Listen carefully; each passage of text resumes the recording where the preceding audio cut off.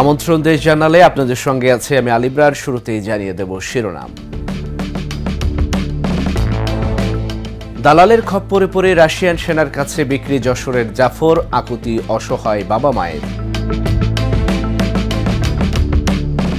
মাত্র 25% জনবল দিয়ে চলছে সৈয়দপুর রেলওয়ে কারখানা, নেই কাঙ্ক্ষিত আউটটার্ন।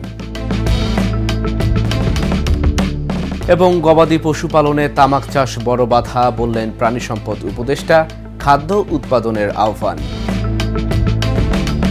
শুনছিলেন শিরোনাম, এবার বিস্তারিত। যশোর সদর উপজেলার চাচরা ইউনিয়নের বড় মেঘলা গ্রামের জাফর হোসেন বাকি 10 জনের মতো তারও স্বপ্ন ছিল রোজগার করে পরিবারের সবার মুখে হাসি ফোটাবার। তাই দেশ ছেড়ে প্রবাসে পাড়ি জমানোর সিদ্ধান্ত নেন জাফর। কিন্তু দালালের খপ্পরে পড়ে তিনি বিক্রি হয়ে গেছেন রাশিয়ান সেনাবাহিনীর কাছে। ইউক্রেনের বিরুদ্ধে যুদ্ধে না গেলেও দিতে হবে জীবন, আবার যুদ্ধেও যেতে পারে প্রাণ। এইটুকু তথ্য পরিবারকে জানিয়ে বাঁচার আকুতি জাফরের। যশোর থেকে সালাউদ্দিন সাগরের পাঠানো তথ্য চিত্রে ডেস্ক রিপোর্ট।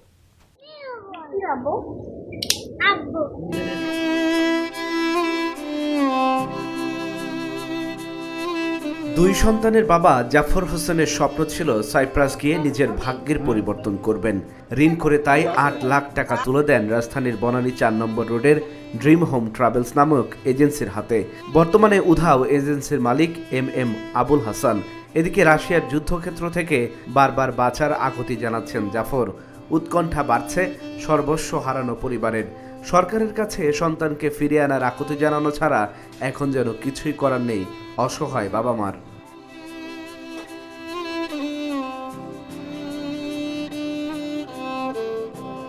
নিয়তির নির্মম পরিহাস এখানেই শেষ নয়।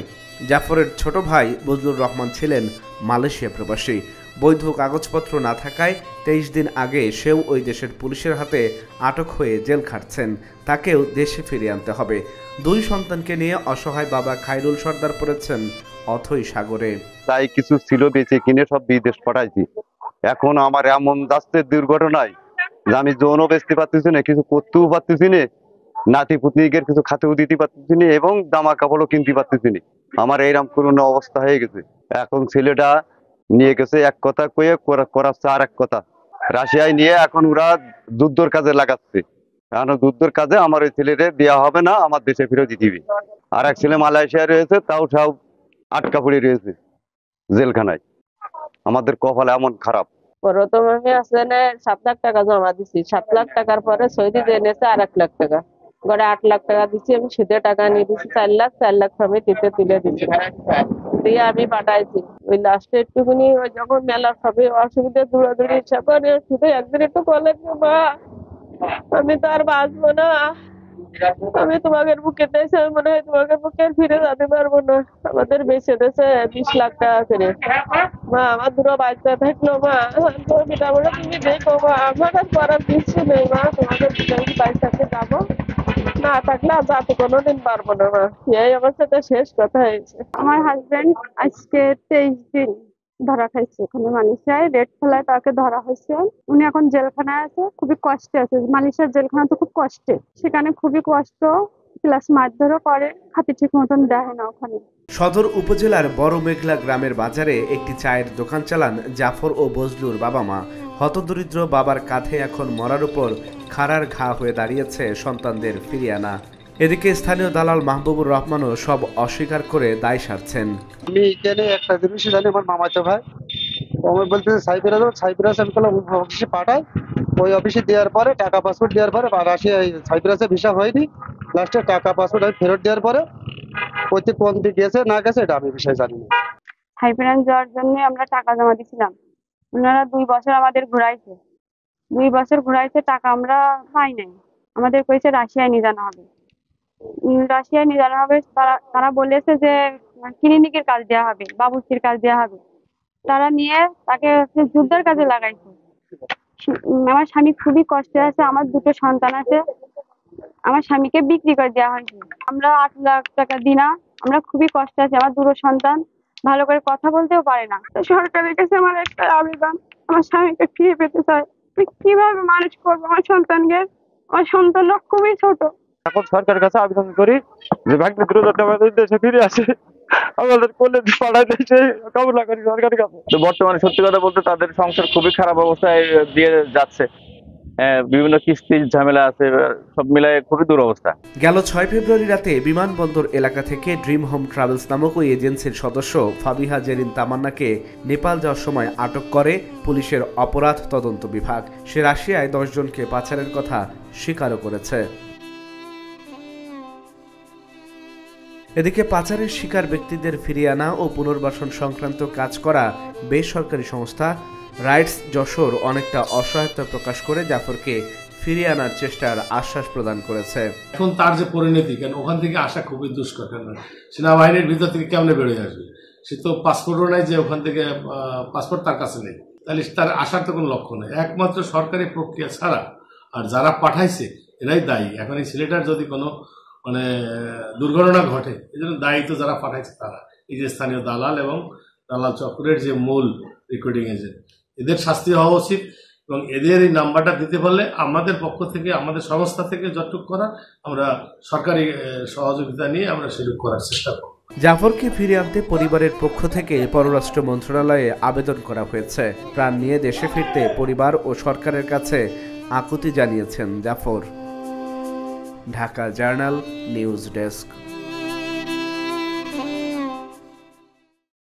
শেখ হাসিনার সাবেক সামরিক সচিব, ঝিনাইদহ 3 আসনের এমপি ও মহেশপুর উপজেলা আওয়ামী লীগের সদস্য অবসরপ্রাপ্ত মেজর জেনারেল সালাউদ্দিন মিয়াজিকে যশোরের রুদ্রপুরে তার নিজস্ব পার্ক শ্যামলছায়া থেকে আটক করেছে যৌথ বাহিনী। দীর্ঘদিন ধরে নিজের এই বিনোদন কেন্দ্রের সাবেক ওই সামরিক সচিব ও এমপি আত্মগোপনে থাকতেন বলে জানিয়েছেন এলাকাবাসী। এর আগে বৈষম্য বিরোধী ছাত্র আন্দোলনের নেতারা জানতে পারেন সালাউদ্দিন মিয়াজি তার ওই পার্কে অবস্থান করছেন। খবর পেয়ে মঙ্গলবার সন্ধ্যা থেকে পার্কের গেটে অবস্থান নিয়ে তাকে অবরুদ্ধ করে রাখে। ঘটনাস্থলে যৌথ বাহিনী পৌঁছলে তাকে আটকের দাবি জানায় ছাত্র জনতা। উত্তেজিত ছাত্র জনতা তাদেরকে গ্রেফতার না করলে ঘটনা ছাড়বেন না বলে আলটিমেটাম দিয়ে বিভিন্ন স্লোগান দিতে থাকেন।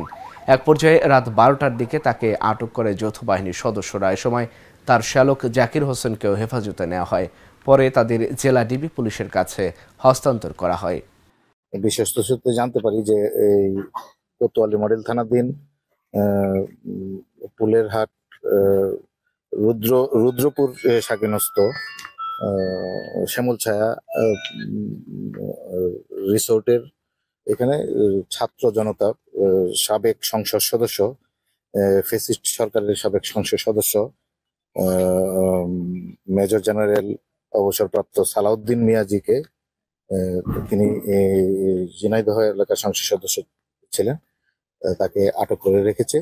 এই সংবাদ পেয়ে আমরা কোতোয়ালি থানা, ডিবি এবং সেনাবাহিনীর ঊর্ধ্বতন অফিসার সহ যৌথ বাহিনী আমরা সেখানে যাই। গিয়ে আটক অবস্থা দেখতে পাই এবং আটক অবস্থা হইতে তাকে যৌথ বাহিনীর হেফাজতে নেওয়া হয়। অপারেশন ডেভিল হান্টে ভোলায় সাবেক ইউপি চেয়ারম্যান জহিরুল ইসলাম সহ 4 আওয়ামী লীগ নেতাকর্মীকে আটক করা হয়েছে।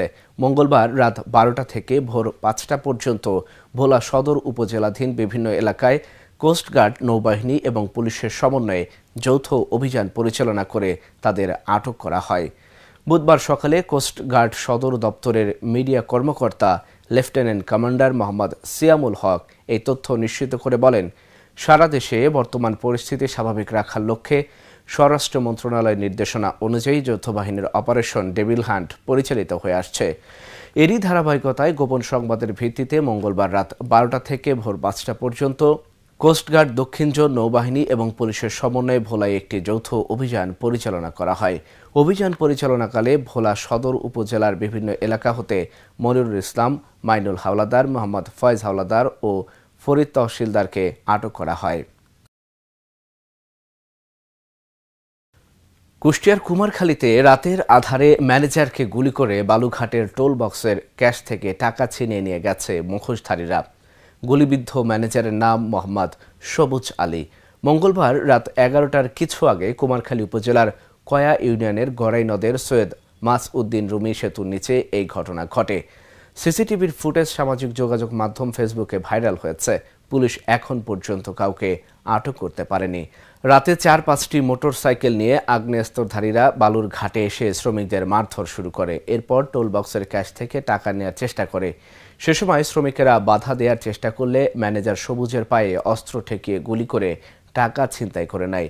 তাকে উদ্ধার করে কুষ্টিয়া জেনারেল হাসপাতালে চিকিৎসা দেওয়া হচ্ছে। মাত্র 25 ভাগ জনবল দিয়ে চলছে দেশের বৃহত্তম সৈয়দপুর রেলওয়ে কারখানা। দক্ষ শ্রমিকরা অবসরে যাওয়া আর নতুন শ্রমিক নিয়োগ না হওয়ায় কাঙ্ক্ষিত আউটটার্ন বাধাগ্রস্ত হচ্ছে। কারখানার প্রধান বলছে, বিগত সরকারের আমলের সিন্ডিকেট ভেঙে কাজ করার কিছুটা বেগ পেতে হচ্ছে। তবুও স্বল্প জনবল নিয়েই গেল 4 মাসে রেকর্ড সংখ্যক আউটটার্ন দেওয়া হয়েছে। নীলফামারী থেকে সোহেল রানার পাঠানো তথ্যচিত্রে ডেস্ক রিপোর্ট।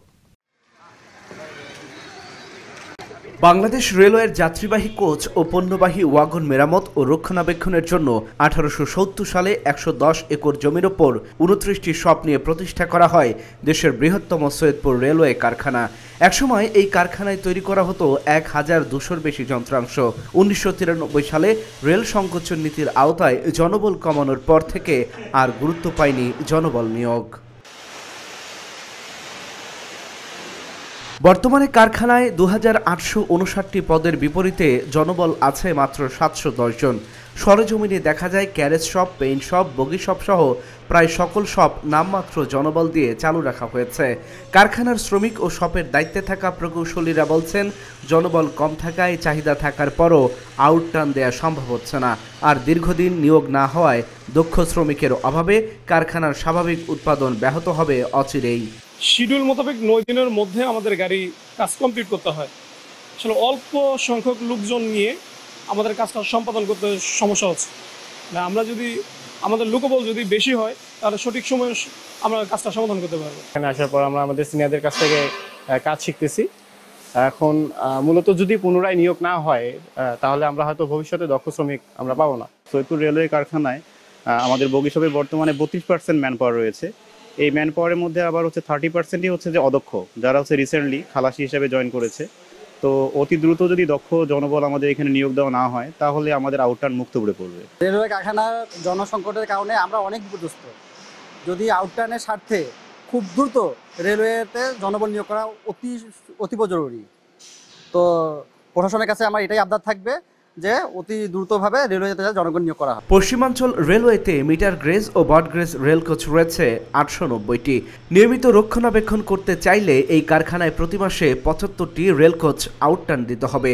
কিন্তু বিগত সরকারের আমলে বছরের 2 ঈদ ছাড়া তেমন কাজ না হলেও কারখানার যন্ত্রাংশ চুরি ও টেন্ডার প্রক্রিয়া ছিল বড় সিন্ডিকেট। 5 আগস্টের রাজনৈতিক পট পরিবর্তনের পর 4 মাসে রেকর্ড সংখ্যক 170টি কোচ আউটটার্ন দিয়েছে সৈয়দপুর রেলওয়ে কারখানা। তবে নতুন নিয়োগ প্রক্রিয়া চলমান আছে বলে জানান কারখানার বিভাগীয় তত্ত্বাবধায়ক। 5 তারিখের আগের যে একটা অবস্থা ছিল, আপনি নিজেই বললেন যে সিন্ডিকেট, বিভিন্ন স্বার্থান্বেষী গোষ্ঠী, সেই চক্রটা যেভাবে সক্রিয় ছিল এবং তাদের সক্রিয়তার কারণে কারখানার যে শৃঙ্খলিত অবস্থা যে কাজ করা, সেটা অনেকটাই বাধাগ্রস্ত ছিল। এবং সেই বাধাটাকে আমরা বর্তমানে 5ই আগস্টের পরে অনেকটাই উতরে ফেলতে সক্ষম হয়েছি এবং ভবিষ্যতে আরও হব। মাসিক যে লক্ষ্যমাত্রা বা দৈনিক লক্ষ্যমাত্রা হতে 5.22 ইউনিট এবং মাসে হতে হবে, আমি কোচের হিসাবে যদি বলি 75টি কোচ আউটটার্ন দিতে হবে। বর্তমানে আমরা কিন্তু সেটি অর্জন করতে পারি না, আমাদের সেই ক্যাপাসিটি অর্জন হয়নি। আমরা বর্তমানে 40 থেকে 45টি কোচ মাসে আমরা আউটটার্ন দিতে পারি। তবে আমি মনে করি যে ফেজ 2 যদি আমরা আমাদের মডার্নাইজেশন ফেজ 2 যে প্রোগ্রাম আছে, এখানে আমরা যদি এক্সপানশন করতে পারি আমাদের কিছু কিছু জায়গা এবং নতুন কিছু মেশিনপত্র দিয়ে এগুলোকে যদি আমরা সুন্দর করে সাজাতে পারি, তবে আমাদের লক্ষ্যমাত্রা অর্জন করা সম্ভব। জনবল নিয়োগের এটা কিন্তু একটা লেন্দি প্রসেস বলা যায়, হুট করেই তো জনবল নিয়োগ হয় না। তবে আমাদের এন্ট্রি লেভেলের যে পদগুলো আছে সেগুলো আমরা শূন্য করার জন্য আমরা বিশেষ করে পদোন্নতি প্রক্রিয়াগুলোকে আমরা সচল করতে সক্ষম হয়েছি। দ্রুত এই পদোন্নতিগুলো দিলে আমাদের এন্ট্রি লেভেলের পদগুলো শূন্য হয়ে গেলে আমাদের নিয়োগগুলো ত্বরান্বিত হবে। কারণ আপনারা জানেন যে এই এন্ট্রি লেভেলে যারা ঢোকে এরাই পরবর্তীতে বিভিন্ন পদোন্নতি পেয়ে মাঝের যে আমাদের ভ্যাকুয়ামগুলো আছে এই পদগুলো ফিল আপ করতে সক্ষম হব। এটি যদিও একটা সময় সাপেক্ষ ব্যাপার, তবে আমার মনে হয় প্রক্রিয়া যেহেতু শুরু হয়ে গেছে, সামনে ইনশাল্লাহ এটা সমাধান হবে একসময়। বিগত 1.5 দশকে জনবল নিয়োগে রেলপথ মন্ত্রণালয়ের আশ্বাস মিললেও তেমন কার্যকর পদক্ষেপ দেখা যায়নি।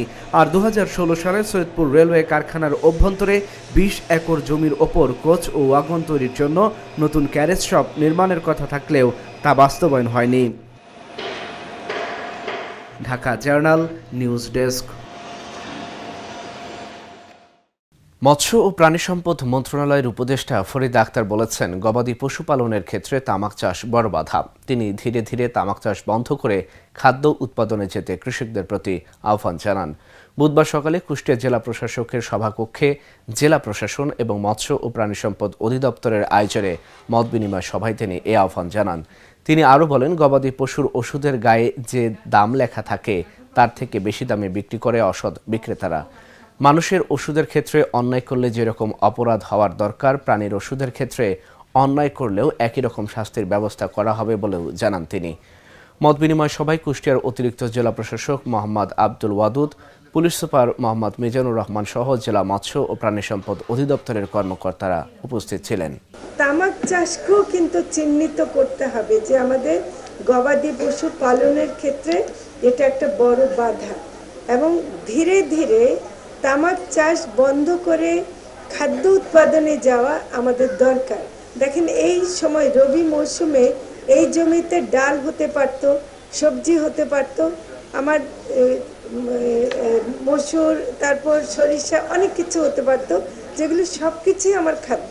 গবাদি পশুর যে ওষুধটা আছে সেই ওষুধটা কিন্তু অনেক সময় নিরাপদ না, কারণ কোম্পানিগুলো অনিয়ন্ত্রিতভাবে কিন্তু অনেক সময় কাজ করে। এবং বিশেষ করে যে কথাটা বললো যে গায়ে যে দামটা লেখা আছে তার চেয়ে তো বেশি দামে বিক্রি করে, এটা কিন্তু সাংবাদিক ভাইদেরকে আমি একটু অনুরোধ করব যে বিষয়টা একটু বেশি প্রকাশ্যে নিয়ে আসা এবং এই ব্যাপারে কিন্তু কঠোর ব্যবস্থা নিতে হবে। খুলনা প্রকৌশল বিশ্ববিদ্যালয়ের হামলার ঘটনাকে দুঃখজনক বলে মন্তব্য করেছেন জামায়াতের কেন্দ্রীয় কর্মপরিষদ সদস্য ডক্টর মোহাম্মদ রেজাউল করিম। বুধবার দুপুরে লক্ষ্মীপুর সদর উপজেলার হাজিরপাড়া উচ্চ বিদ্যালয় মাঠে রমজান উপলক্ষে সুবিধাবঞ্চিতদের মাঝে খাবার বিতরণকালে তিনি এ কথা বলেন। তিনি আরও বলেন, হামলার ঘটনায় ছাত্র শিবিরকে নিয়ে মিথ্যাচার করা হয়েছে। মূলত একটি ছাত্র সংগঠন এই হামলায় জড়িত ছিল। যখনই বৈষম্য বিরোধী ছাত্ররা ক্যাম্পাসে চাঁদাবাজি, টেন্ডারবাজি, হল এবং সিট দখল চায়নি, সেই অবস্থার প্রেক্ষাপটে এমন পরিস্থিতি সৃষ্টি হয়েছে। তাদের আহ্বান, ব্লেম গেম রাজনীতি বন্ধ করতে হবে। সঠিক তদন্তের মাধ্যমে প্রকৃত অপরাধীদের চিহ্নিত করে আইনের আওতায় নিয়ে আসার আহ্বানও জানান তিনি। কুয়েটে যে ঘটনাটি সংঘটিত হয়েছে এটা খুবই দুঃখজনক এবং অনাকাঙ্ক্ষিত আমরা বলতে পারি, এবং সেখানে ছাত্র শিবিরকে জড়িয়ে কিছু মিথ্যাচার করা হয়েছে। এটা সব পরবর্তীতে বেরিয়ে আসছে যে এই ঘটনার সাথে মূলত একটি ছাত্র সংগঠন সম্পৃক্ত, এবং একদিকে বৈষম্য বিরোধী ছাত্র সংগঠনের যারা রাজনীতি ক্যাম্পাসে চাঁদাবাজি, তারপরে টেন্ডারবাজি, বিশেষ করে হল দখল, সিট দখল এগুলো চায় না, সেই অবস্থাটার প্রেক্ষাপটেই মূলত এটি তৈরি হয়েছে। আমরা আহ্বান করব যে আমাদের ব্লেম গেমের যে পলিটিক্সটা এটা আসলে বন্ধ করা উচিত, বরং সত্যিকার তদন্তের মাধ্যমে আজকে ঢাকা বিশ্ববিদ্যালয়ে এই কারা হামলা করেছে সেটা কিন্তু বৈষম্য বিরোধী ছাত্ররা প্রদর্শন করছে। সুতরাং আমরা মনে করি আজকের এই প্রযুক্তির যুগে এই মিথ্যাচারের রাজনীতি থাকা উচিত নয়, বরং ছাত্র শিবির বরাবরই ক্যাম্পাসে সহনশীল, নৈতিকতার ভিত্তিতে, আদর্শের ভিত্তিতে রাজনীতি করে আসছে, এবং যে ঘটনাটা সংঘটিত হয়েছে আমরা মনে করি তদন্তের মাধ্যমে তাদেরকে শাস্তির আওতায় নিয়ে আসা উচিত। রংপুর নগরীর আমতলার অটোরিকশায় চাপায় ৫ম শ্রেণীর স্কুল শিক্ষার্থী নিহতের ঘটনায় সড়ক অবরোধ করে বিক্ষোভ করেছে স্থানীয়রা। বুধবার সকালে বিভিন্ন দাবি নিয়ে আন্দোলন করে তারা। এর আগে মঙ্গলবার দুপুরে স্কুল থেকে বাড়ি ফেরার পথে অটোরিকশার চাপায় স্কুল শিক্ষার্থী আহত হলে রংপুর মেডিকেল কলেজ হাসপাতালে ভর্তি করা হয়। পরে মেডিকেলে কর্তব্যরত চিকিৎসক তাকে মৃত ঘোষণা করে। পরে স্থানীয়রা দ্রুত সময়ে দুর্ঘটনাস্থলে স্পিড ব্রেকার দেওয়ার দাবিতে বিক্ষোভ করে। আনসার ও গ্রাম প্রতিরক্ষা বাহিনীর মেহেরপুর জেলা সমাবেশ হয়েছে। বুধবার সকাল 11টায় মেহেরপুর জোড়া শিল্প একাডেমি মিলনায়তনে এই সমাবেশ হয়। পায়রা ও বেলুন উড়িয়ে সমাবেশের উদ্বোধন করেন বাংলাদেশ আনসার ও গ্রাম প্রতিরক্ষা বাহিনী খুলনা রেঞ্জের উপ মহাপরিচালক মোহাম্মদ নুরুল হাসান ফরিদি। পরে জেলা শিল্পকলা একাডেমি মিলনায়তনে আলোচনা সভার আয়োজন করা হয়। সভায় সভাপতিত্ব করেন আনসার ও গ্রাম প্রতিরক্ষা বাহিনীর মেহেরপুর জেলা কমান্ড্যান্ট মোহাম্মদ শফিউল আদম।